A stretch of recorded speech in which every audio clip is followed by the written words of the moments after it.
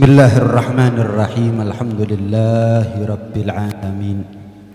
Wa bihi nasta'in ala umuri dunya waddin. Wa ashhadu an la ilaha illallah wahdahu la syarikalah syahadatan nadakhiruha zakhiratan yaumiddin. Wa ashhadu anna sayyidana Muhammadan abduhu wa rasuluh afdalul anbiya wa sayyidul mursalin.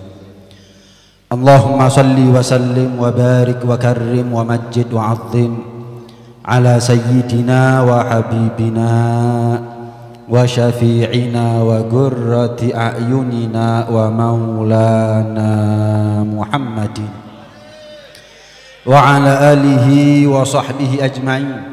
Wa la hawla wa la quwwata illa billahil aliyyil azim. Amma ba'd.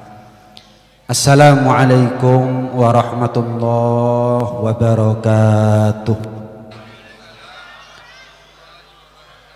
Segenap para habaib, para orang tua kami, para tokoh alawiyin yang kami hormati, yang kami muliakan, alim ulama, segenap tokoh masyarakat, tokoh agama setempat, aparatur negara baik TNI, Polri maupun sipil yang sama-sama kita muliakan, kami cintai. Hadirin hadirat sekalian yang dirahmati oleh Allah Subhanahu wa taala. Di antara beliau-beliau yang bisa Al-Fagir sebut ada di kesempatan yang mulia ini, di antaranya adalah Al-Habib Ali Zainal Abidin Al-Idrus, Al-Habib Mas'ud Ba'abud, Al-Habib Muhammad Al-Habsyi, Al-Habib Mahmud, Al-Habib Abdurrahman Ba'abud, Al-Habib Abdurrahman Al-Haddad, Al-Habib Abu Bakar As-Sakran Al-Idrus, Al-Habib Naufal Shahab, Al-Habib Hamid Al-Habsyi, Al-Habib Hadi bin Abdurrahman Al-Haddad, Al-Habib Hasan bin Ali Al-Habsyi, Al-Habib Hamid bin Muhammad Al-Habsyi, Al-Habib Zaki bin Yahya, Al-Habib Hasan Al-Kaf, Al-Habib Khalid Al-Kaf, Al-Habib Hasan As-Gaf, dan juga tentunya kepada pengasuh Majelis Ta'lim Safinatun Najah akhina fillah walillah, guru kita Al-Habib Husain bin Muhammad Bafaqih, yang mudah-mudahan beliau-beliau dan kita semuanya, baik yang sempat Al-Fagir sebut maupun yang tidak, teriring doa ada di malam yang mulia ini, di bulan yang mulia ini, dalam rangkaian acara yang mulia ini. Allah berikan kepada beliau dan kita semuanya panjang umur, dalam keadaan sehat afiat, dalam keadaan taat kepada Allah, patuh kepada Rasulullah sallallahu alaihi wa ala alihi wa sahbihi wasallam. Mudah-mudahan hajat antum semuanya diijabah oleh Allah Subhanahu wa taala. Hajah dunyawiyah bil maisarah wa hajah ukhrawiyah bil maghfirah. Hajah dunia Allah berikan kelancaran, hajat akhirat Allah berikan ampunan buat kita semuanya. Amin ya rabbal alamin. Hadirin hadirat sekalian dirahmati oleh Allah, terus terang Al-Fagir rencananya tadi mau ceramah 20 jam. Cuman karena sudah hujan mungkin 20 menit cukup insyaallah. Hadirin, insyaallah buat antum, bapak, ibu, abang, kakak-kakak yang sedang kehujanan, setelah panitia antum yang pahalanya paling besar. Setelah panitia tapi karena kerjanya mulai pagi, mungkin bahkan mulai kemarin. Maka satu pesan Al-Fagir, nanti kalau antum masuk surga jangan lupakan kita yang ada di sini. Nanti kalau antum dapat syafaat Nabi terlebih dahulu, jangan lupakan kita yang duduk dalam keadaan nikmat, duduk dalam keadaan nyaman, duduk tanpa ada basahnya hujan dan lain sebagainya. Tidak menutup kemungkinan antum lebih besar pahalanya daripada Al-Fagir, tidak menutup kemungkinan antum lebih dulu masuk surganya daripada Al-Fagir. Karena itu satu pesan daripada Al-Fagir datang jauh-jauh dari Malang ke sini, nggak ada lain kecuali berharap doa dari antum semuanya. Mudah-mudahan kita dipersatukan oleh Allah Subhanahu wa taala, ada di dunia sampai ada di akhirat, di surganya Allah bersama Habibuna Muhammad sallallahu alaihi wa ala alihi wa sahbihi wasallam. Amin ya rabbal alamin. Ini adalah malam kedua dari safari maulid yang mungkin setiap tahun kita adakan. Mudah-mudahan kita diberikan istiqomah oleh Allah Subhanahu wa taala. Istiqomah itu hadirin menyempurnakan kebaikan. Banyak tapi enggak istiqomah, maka ada yang kurang. Sedikit tapi istiqomah maka menjadi sempurna. Bagi kita yang sudah merasa banyak amalnya, maka sempurnakan dengan keistiqomahan. Bagi kita yang merasa sedikit amalnya, tutup kekurangan itu dengan keistiqomahan. Sekali lagi, bagi kita yang sudah banyak amalnya, sempurnakan dengan keistiqomahan. Dan bagi kita yang masih sedikit amalnya, itu adalah kekurangan. Tutup kekurangan itu dengan keistiqomahan. Istiqomah itu menyempurnakan kebaikan. Ibarat orang mengayuh sepeda, untuk sampai kepada garis finish nggak harus dia kayuh itu pedal sepeda sekuat tenaga sampai akhirnya rantainya putus. Buat orang seperti kita nggak harus ranking 1, nggak harus juara 1, nggak harus finish terlebih dahulu. Buat orang seperti kita sudah sampai garis finish sudah alhamdulillah. Tapi ketahuilah, untuk bisa sampai kepada garis finish, buat orang seperti kita pelan tapi sampai. Ada levelnya. Orang yang sudah amalnya banyak istiqomah pula. Ini ibarat orang yang memang hidup di dunia cari prestasi, cari ranking, cari juara. Tapi buat orang seperti kita bisa sampai surga sudah alhamdulillah. Maka untuk sampai kepada surga bukan karena banyaknya amal, tapi keistiqomahan daripada amal. Batu itu menjadi pecah bukan karena diguyur hujan demikian deras, bukan. Cukup tetesan demi tetesan, tapi karena istiqomah setiap hari pecah itu batu. Amal banyak tapi nggak istiqomah tidak memberikan pengaruh, sedikit manfaatnya. Tapi sedikit amalnya kita disertai dan disempurnakan dengan keistiqomahan, maka itulah amal yang berpengaruh dalam kehidupan dan akhiratnya kita. Hadirin, alhamdulillah, nikmat yang luar biasa. Allah takdir kita yang mau kalau kita hitung nikmatnya Allah, hadirin, habis umur kita belum habis nikmat Allah kita hitung. Wa in ta'uddu ni'matallahi la tuhsuha. Nggak mungkin kita manusia yang serba terbatas kemampuannya ini bisa menghitung secara rinci detail satu persatu di antara sekian banyak nikmat yang Allah berikan kepada kita. Wa asbagha 'alaikum ni'amahu dhahiratan wa batinah wa ma bikum min ni'matin faminallah. Nikmat zahir dari Allah, nikmat batin dari Allah. Nggak ada satupun nikmat yang kita dapat kecuali pasti dari Allah Subhanahu wa ta'ala. Sebutkan yang kita punya yang bukan dari Allah, hadirin. Sebutkan apa yang kita miliki yang bukan dari Allah, mulai ujung rambut sampai ujung kaki, baik yang nempel atau yang nggak nempel, pasti semuanya itu adalah dari Allah Subhanahu wa ta'ala. Lebih-lebih adalah nikmat iman, nikmat Islam. Punya segalanya tapi nggak punya iman, itu namanya nggak punya apa-apa.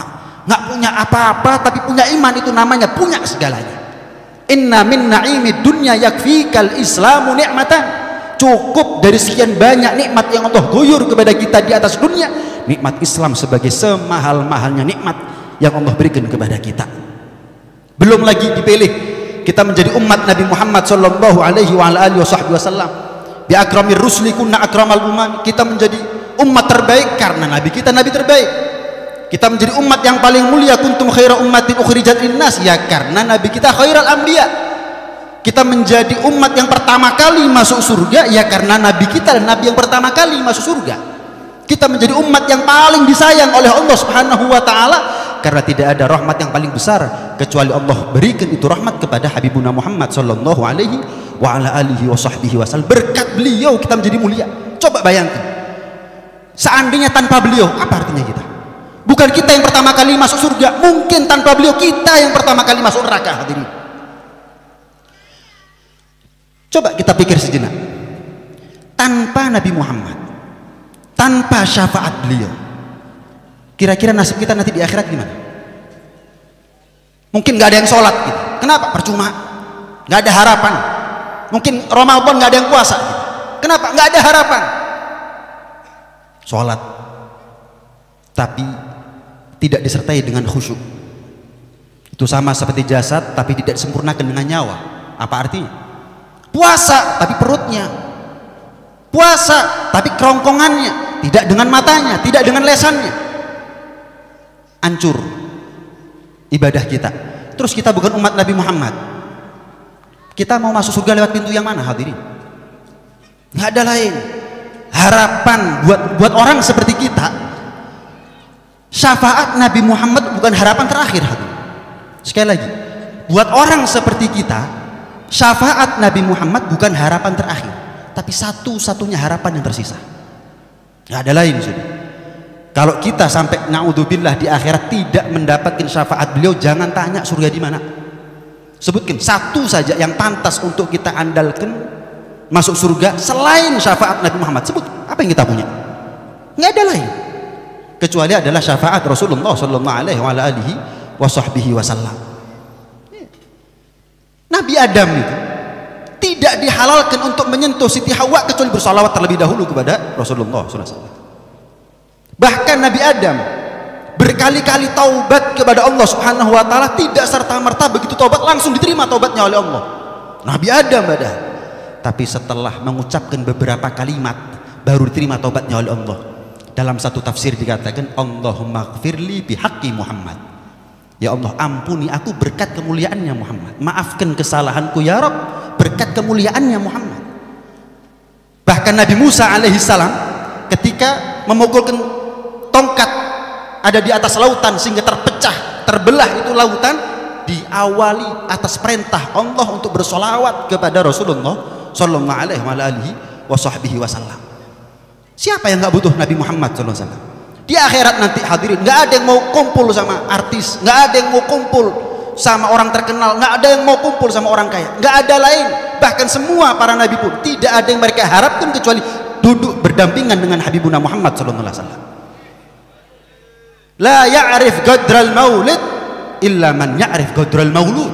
Nggak ada yang tahu apa maksud, nilai, esensi daripada perkumpulan seperti ini kecuali khusus bagi mereka yang tahu siapa yang kita peringati kelahirannya saat ini. Nggak ada lain kecuali adalah Rasulullah sallallahu alaihi wasallam. Ketika Allah perintah Nabi Adam, malaikat sujud sama beliau, Allah nggak ikut sujud. Tapi ketika Allah perintah malaikat untuk bersolawat kepada Rasulullah terlebih dahulu, Allah informasikan kepada kita, Allah baru malaikatnya yusalluna ala nabi. Allah perintah malaikat sujud sama Nabi Adam, Allah nggak sujud. Tapi ketika Allah perintah malaikat untuk bersolawat kepada Rasulullah, Allah perintah, Allah terlebih dahulu informasikan, aku Allah yang menciptakan Muhammad, yang memuliakan Muhammad, yang mengangkat derajatnya Muhammad, bersolawat kepada Rasulullah sallallahu alaihi wasallam. Inilah sir kenapa dari sekian banyak ibadah semuanya bainal qabul wa radiyah, antara diterima ataukah tidak, kecuali sholawat kepada Nabi. Kenapa? Satu-satunya ibadah yang Allah pun turut melakukannya itu adalah bersolawat kepada Rasulullah SAW. Ketika Allah perintah malaikat sujud kepada Nabi Adam, itu hanya berlaku sekali seumur hidup. Wa idz qulna lil malaikati isjudu li adama fasajadu. Kalimat kerjanya, kata kerja lampau, fi'ilnya fi'il madhi. Dulu pernah malaikat sujud sama Nabi Adam, tapi sekarang nggak ada lagi.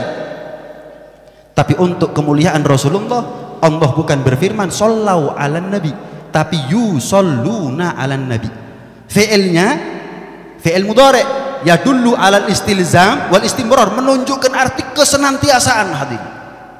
Jadi kalau ada yang tanya mulai kapan Allah dan malaikat bersolawat sampai sama Nabi dan sampai kapan, jawabannya nggak ada yang tahu. Kenapa? Sifat Al-Quran itu azali, tidak dibatasi oleh ruang dan waktu, entah mulai kapan dan entah berakhir sampai kapan. Allah dan malaikat-malaikatnya demikian banyak bersolawat khusus untuk Habibuna Muhammad SAW. Ketika Allah perintah malaikat sujud kepada Nabi Adam, kita wajib iman sama Nabi Adam, tapi kita nggak wajib untuk mengekspresikan iman kita kepada Nabi Adam dengan bentuk sujud sebagaimana malaikat sujud. Tapi untuk Rasulullah, setelah Allah beritahukan kepada kita, Allah ajak solawat, malaikat ajak ibadun mukramun solawat, la ya'sunallah ma amarahum wa yaf'aluna ma yu'marun, solawat sama Nabi Muhammad. Kalian yang ngaku iman, sallu alaihi wa sallimu taslima, haturkan solawat dan sebaik-baik salam kepada Rasulullah sallallahu alaihi wasallam. Ini gambaran kemuliaan Rasulullah sallallahu alaihi wasallam. Nabi Idris, wa rafa'nahu makanan aliyya, Allah firmankan bahwa Nabi Idris diposisikan oleh Allah Subhanahu wa taala saat ini ada di tempat yang tinggi. Ada yang berpendapat ulama di langit keempat, ada yang berpendapat di langit keenam, ada yang berpendapat di langit ketujuh, bahkan ada yang berpendapat Nabi Idris ada di surga yang pura-pura ketinggalan sandal. Mau langit keempat, langit keenam, langit ketujuh, Rasulullah pernah sampai. Pertanyaan saya satu, yang pernah sampai Sidratul Muntaha siapa? Sebutkan satu makhluk selain Rasulullah yang pernah sampai Sidratul Muntaha. Bukan saya katakan Nabi Adam nggak mulia, tapi gharfan minal bahri aw rashfan minad diami, hanya tetesan dari lautan kemuliaan mereka dibandingkan kemuliaan Rasulullah sallallahu alaihi wasallam. Siapa yang nggak butuh kepada Rasulullah? Kalau Nabi Musa itu adalah kalimullah, Nabi yang diajak bicara langsung di Bukit Tur Saina oleh Allah Subhanahu wa taala, maka ketahuilah untuk Rasulullah SAW, Subhanalladzi asra bi 'abdihi lailan minal masjidil harami ilal masjidil aqsa alladzi barakna haulah linuriyahu min ayatina innahu huwas samiul basir. Siapa as-sami? Yang mendengar saat itu. Siapa yang melihat al-basir saat itu? Dalam tafsir dikatakan as-sami wal basir huwa habibuna Muhammad sallallahu alaihi wasallam. Rasulullah yang melihat Allah dan Rasulullah yang mendengar kalamnya Allah. Nabi Musa minta kepingin ketemu, nggak dikasih. Sebagaimana Nabi Musa minta untuk menjadi kita umat Nabi Muhammad, nggak dikasih. Tapi kita nggak pernah minta dipilih jadi umat Nabi Muhammad SAW. Ada nikmat umum, ada nikmat khusus. Kita menjadi muslim itu nikmat khusus. Kita menjadi umat Nabi Muhammad itu khusus, lebih khusus lagi. Kenapa? Karena umat-umat terdahulu semuanya muslim, tapi tidak semua muslim menjadi umat Nabi Muhammad. Kita bukan hanya muslim, tapi juga menjadi umat Nabi Muhammad SAW. Itu nikmat yang mahal, hadirin. Itu nikmat yang mahal. Makanya sepatutnya buat kita untuk setiap hari baca alhamdulillah ala ni'matil iman wal islam wa kafa biha min ni'matin walladzi ja'alana min ummati sayyidina Muhammad sallallahu alaihi wasallam. Diceritakan pernah ada orang berangkat ke Arafah ketika haji. Dia baca alhamdulillah ala ni'matil iman wal islam wa kafa biha min ni'matin walladzi ja'alana min ummati sayyidina Muhammad sallallahu alaihi wasallam. Dah. Tahun berikutnya takdir berangkat haji lagi. Sampai di Arafah dia baca doa yang sama. Dia baca kalimat syukur yang sama. Alhamdulillah ala ni'matil iman wal islam wa kafa. Tapi belum selesai, belum sempurna dia baca, terdengar satu suara tanpa wujud yang mengatakan mahla ya Abdullah, fulan, hambanya Allah, pelan-pelan. Kami ini malaikat tanpa istirahat, tanpa lelah, tanpa tidur, tanpa makan, nyatat pahalanya kamu, mencatat pahalanya kamu dari bacaan yang kamu baca tahun lalu sampai sekarang, 24 jam kali setahun. Belum cukup, ibarat PR belum selesai mau ditambahin lagi nih PR-nya kami ini, kata para malaikat. Tapi ini bukan dalil bahwa kalau gitu Bib, bacanya setahun sekali Bib, kesian malaikat. Bukan begitu. Ini gambaran betapa besar fadilah, keutamaan daripada mensyukuri nikmat iman, nikmat Islam, dan mensyukuri nikmat menjadi umat Nabi Muhammad SAW. Aktsaru ma yaslubun ni'mata minal insan taksiruhu ala syukur fi nikmatil iman wal islam. Paling besarnya penyebab Allah cabut nikmat dari seseorang adalah ketika kita teledor, ceroboh, kurang dalam mensyukuri nikmat iman dan Islam. Adakah nikmat yang lebih besar daripada nikmat iman dan Islam yang Allah berikan kepada kita? Nikmat sehat kita syukuri setiap hari, nikmat rezeki kita syukuri setiap hari, nikmat afiah kita syukuri setiap hari. Pertanyaan saya satu, kapan terakhir kita syukuri nikmat iman dan Islam, hadirin? Kapan terakhir kita syukuri nikmat menjadi umat Nabi Muhammad SAW, hadirin? Ada.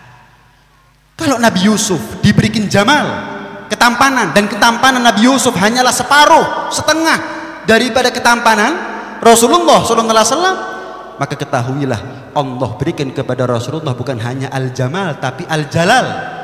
Bukan hanya ketampanan tapi juga adalah kewibawaan. Sehingga nggak heran perempuan-perempuan yang hidup di zamannya Nabi Yusuf baru melihat tampannya sudah berani menggoda Nabi Yusuf. Dipertontonkan Nabi Yusuf alaihissalam ada di depan perempuan-perempuan teman-teman Zulaikha saat itu sampai teriris tangan mereka. Tapi pertanyaannya, kenapa tidak ada satupun perempuan di zaman Nabi SAW yang pernah berani berbuat yang tidak baik atau tidak patut, tidak sopan kepada Rasulullah? Karena ketampanan Rasulullah diliputi dengan kewibawaannya, karismanya. Jangankan yang perempuan, yang laki kalau sudah di depan Nabi seperti patung, nunduk, nggak mampu, nggak sanggup, nggak kuat untuk menatap wajah mulia Nabi Muhammad SAW dalam waktu yang lama, nggak sanggup. Sampai burung tuh mengira mereka adalah patung. Itu yang laki. Gimana yang perempuan? Pernah diceritakan Rasulullah ketika ikut perang, Rasulullah seumur hidup nggak pernah bunuh, tidak pernah menghunuskan pedangnya untuk menebas leher musuhnya, nggak pernah. Dalam tanda kutip, Rasulullah pernah bunuh seorang kafir. Diceritakan ketika perang, semua orang kafir yang memerangi Rasulullah saat itu nggak nyari di mana Rasulullah, nggak berani menyerang langsung Rasulullah, nggak berani. Mereka tahu mereka bukan kelasnya, mereka tahu mereka bukan levelnya. Mereka melemahkan perjuangan Rasulullah dengan menjadikan sahabat beliau sebagai korban. Sasaran mereka adalah sahabat-sahabat Rasulullah SAW. Singkat cerita, ada seorang kafir yang ikut berperang saat itu tanpa sengaja berpapasan dengan Rasulullah SAW. Ketika berpapasan dengan Rasulullah, kaget, dia mati berdiri karena begitu kagetnya. Ini yang laki, gimana yang perempuan? Ini yang nggak iman, gimana yang iman? Yang nggak cinta aja kaget, nggak sanggup melihat wajah Rasul. Gimana orang yang diliputi hatinya dengan keimanan dan kecintaan kepada Rasulullah SAW? Maka cara pandang mereka pun juga akan berbeda. Nggak ada hadirin Nabi yang nggak butuh kepada Rasulullah, tuh nggak ada. Semua Nabi butuh kepada Rasulullah SAW. Ya. Karena itu patut buat kita untuk mengistiqomahi acara seperti ini, karena terus terang acara seperti ini adalah kebutuhan buat kita. Ini acara adalah urgent sifatnya buat kita, mendesak, darurah buat kita. Karena hanya acara seperti ini yang mungkin bisa memantaskan kita untuk masuk surganya Allah Subhanahu wa Ta'ala. Dari sekian banyak pintu surga, mau pintu sholat mungkin kita bukan orangnya, mau pintu puasa mungkin kita bukan orangnya, pintu-pintu yang lain kita, kucingnya kita lebih mahal daripada beras fitrahnya kita. Belum tentu karena dermawannya. Kalau orang dermawan pasti dia zakat, tapi yang zakat belum tentu karena dermawannya, belum tentu karena dermawannya. Hajinya kita, ibadahnya kita mungkin hanya sekedar formalitas, hanya sekedar menggugurkan kewajiban. Di antara sekian banyak ibadah yang syaratnya berat, hanya satu ibadah yang syaratnya gampang. Apa itu? Cinta sama Nabi Muhammad SAW. Kalau Anda disuruh cinta kepada kami berat, tapi Anda kalau disuruh cinta sama Nabi Muhammad, apa yang berat? Cari aibnya Rasulullah, cari celahnya Rasulullah, cari jeleknya Rasulullah, nggak ketemu. Satu-satunya ibadah yang paling gampang itu adalah mencintai Rasulullah SAW, dan itu tanpa syarat. Tanpa syarat. Bahkan disebutkan dalam Irsyadul Ibad, juga Hilyatul Auliya, ada seorang umat Nabi Musa alaihissalam. Umat Nabi Musa alaihissalam ini karena hidupnya dulu sebelum meninggal adalah tukang onar. Tukang onar. Sampai akhirnya ketika dia meninggal nggak ada yang mau urus jenazahnya, umatnya Nabi Musa. Karena begitu kecewanya, marahnya, orang kampung sama dia, dilempar di tong sampah. Nggak ada yang mau urus jenazahnya. Tapi perlunya Allah Subhanahu wa Ta'ala perintahkan Nabi Musa. Nabi Musa ini bukan sembarang nabi, hadirin, termasuk ulul azmi. Musa, urus jenazahnya, cari tong sampah di situ jenazah seorang laki-laki, urus jenazahnya, bersihkan, mandikan, kafani, sholati, kubur dengan layak. Dicari sampai ketemu. Saat itu umatnya Nabi Musa heran. Musa, kamu nggak kenal siapa dia? Aku kenal siapa dia. Ini orang tukang onar. Kenapa kamu repot-repot harus turun tangan? Kamu ini nabi, ngapain repot-repot turun tangan untuk urus jenazahnya orang yang nggak benar seperti ini hidupnya? Aku diperintah oleh Allah Subhanahu wa Ta'ala untuk urus ini jenazah. Akhirnya umat Nabi Musa karena mendengar ini perintah Allah, ya sudah, nggak berani ngelawan, dituruti. Akhirnya setelah prosesi pemakaman selesai, satu umat Nabi Musa ini tanya, Nabi Musa, atas dasar apa alasan yang melatar belakangi Allah perintahkan kamu, Nabi yang begitu mulia, untuk mengurus jenazahnya orang ini, bukan orang soleh? Aku tanya sama Allah tanpa perantara Jibril, langsung tanya, ya Allah, engkau maha tahu apa yang sudah ditanyakan oleh umatku. Apa jawabannya ya Rabb? Ketahuilah wahai Musa, senakal-nakalnya dia, sebobrok-bobroknya dia pernah buka kitab Taurat, dan di dalam Taurat, Zabur, Injil disebutkan demikian rinci detail sifat-sifat Nabi Muhammad SAW. Ya'rifunahu kama ya'rifuna abna'ahum. Mereka Yahudi Nasrani ahlul kitab mengenal Nabi Muhammad persis sebagaimana detailnya seorang ayah mengenal anaknya, mulai ujung rambut sampai ujung kaki, kenal betul. Kenapa? Karena Taurat, Zabur, Injil itu berjus-jus, dan banyak di situ disebutkan sifat-sifat Nabi Muhammad SAW, sehingga mereka mengenal Rasulullah lebih daripada seorang ayah mengenal anaknya. Dan ketahuilah wahai Musa, setiap dia mendapati nama kekasihku Muhammad, maka dia cium, dia kecup nama itu. Anda boleh cari di kitab Hilyatul Auliya. Kalau dalam kitab Irsyadul Ibad bukan dikecup tapi disolawati. Setiap melihat, setiap mendapati dalam Taurat nama Nabi Muhammad, dia bersolawat kepada Allah. 1000 kali dia bersolawat. Aku tidak akan menjadi pihak yang mengecewakan orang yang cinta sama kekasihku. Kita mungkin tidak langsung dicintai oleh Allah, tapi mungkin melalui wasilah. Wa huwa khairul wasilah.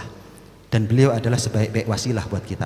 Wattaqullaha wabtahu ilaihil wasilah. Bertakwalah kamu kepada Allah, cari pintu yang bisa membuat kamu sambung kepada Allah, tapi cari wasilahnya, cari perantaranya, cari sesuatu yang bisa menjembatani kita. Mungkin sholatnya kita, puasanya kita, dan lain sebagainya, tapi kayaknya bukan kita orangnya itu. Wasilahnya kita adalah Habibuna Muhammad sallallahu alaihi wasallam. Kalau yang umatnya Nabi Musa aja selamat, besar harapan. Berkat perkumpulan seperti ini kita selamat, hadirin. Terakhir, hadirin hadirat sekalian rahmatil Allah subhanahu wa ta'ala. Al-arwah junudum mujannadah. Roh manusia itu diibaratkan oleh Rasulullah seperti tentara yang berkelompok-kelompok, yang berkelompok-kelompok. Fama ta'arafa minha iktalaf. Maka jika di atas dunia satu ruh dengan ruh yang lain saling cocok, merasa cocok, kok saling cinta, bahkan kalau perlu di atas dunia nggak pernah ketemu, seperti kita sama Rasulullah nggak pernah ketemu, tapi kok kita cocok, kok kita cinta, kok kita kagum sama beliau, kok kita respect total sama beliau. Ini tandanya ruhnya kita pernah digabungkan dengan ruhnya Nabi Muhammad SAW ada di alam arwah. Tugasnya kita sekarang ruh itu kembalikan kepada tempatnya yang semula. Kembalikan ruh itu kembali kepada tempatnya yang semula, yaitu ruh kita kembali berjumpa dengan ruh Nabi Muhammad SAW nanti di surganya Allah Subhanahu wa taala. Wa ma tanakara minha ikhtalaf. Tapi sekalipun ketemu kok nggak pernah cocok, itu tandanya ruh mereka nggak pernah ketemu dengan ruh yang lain. Contoh Abu Jahal, Abu Lahab ketemu sama Nabi tapi nggak pernah cocok, nggak pernah cinta, nggak pernah kagum, nggak pernah iman sama beliau. Itu tanda ruhnya Abu Jahal, Abu Lahab nggak pernah kumpul, nggak pernah gabung, nggak pernah dipersatukan, diperjodohkan oleh Allah Subhanahu wa taala di alam arwah bersama ruh Nabi Muhammad sallallahu alaihi wasallam. Karena itu hadirin hadirat sekalian rahmati Allah, Al-Imam As-Sari As-Sagati mengatakan, man qasada mawdi'an yugra'u fihi maulidun Nabi sallallahu alaihi wasallam. Barang siapa yang keluar dari rumahnya menuju suatu tempat yang di situ dibacakan maulidnya Nabi sallallahu alaihi wasallam, faqad qasada raudatan min riyadil jinan. Berarti hakikatnya dia sudah keluar ke satu tempat yang di situ adalah surga dunianya mereka. Ini adalah surga dunianya kita, hadirin. Li'annahu lam yaqsid dzalikal maudi' illa li mahabbatihi bin Nabi sallallahu alaihi wasallam. Karena enggak ada motivasi, nggak ada tendensi kita kumpul sekarang kecuali satu, mahabbah kita kepada Rasulullah SAW. Wa man ahabbani kana ma'i fil jannah. Orang yang cinta sama aku bukan hanya sekedar masuk surga, tapi duduk di mana Nabi duduk, duduk di mana Rasulullah SAW duduk. Itu adalah harapan kita semuanya, hadirin. Bukan hanya sekedar masuk surga, tapi duduk bersama Rasulullah SAW. Mudah-mudahan keistiqomahan kita semuanya dinilai besar oleh Allah Subhanahu wa taala. Mudah-mudahan sholawatnya kita menggampangkan segala urusan kita baik dunia maupun ukhra, dan mudah-mudahan kita semuanya datang bawa dosa, pulang dihapus dosanya oleh Allah Subhanahu wa taala. Mungkin datang kering dari rahmat, pulang bukan hanya badannya yang basah tapi hatinya pun juga basah kuyup akan deras rahmatnya Allah Subhanahu wa taala. Mudah-mudahan kita datang kurang daripada pahala, pulang membawa banyak pahala. Datang bawa masalah, mudah-mudahan pulang berkat Nabi Muhammad, berkat sholawatnya kita diurai satu persatu apa yang menjadi keruwetan problematika kehidupan kita oleh Allah Subhanahu wa taala. Mudah-mudahan dijaga iman Islam kita, nanti di akhirat diakui kita sebagai umat Nabi Muhammad sallallahu alaihi wasallam, dan mudah-mudahan kita semuanya dijadikan bukan hanya kebanggaan oleh keluarga, bukan hanya kebanggaan oleh orang yang ada di sekitar kita, mungkin orang tua kita, saudara kita, tapi lebih daripada itu kita menjadi kebanggaan Nabi Muhammad sallallahu alaihi wasallam. Minimal kalau kita belum bisa menjadi kebanggaan Nabi Muhammad, jangan menjadi aibnya umat Nabi Muhammad. Itu aja dulu. Jangan jadi aib, jangan bikin malu aja dulu.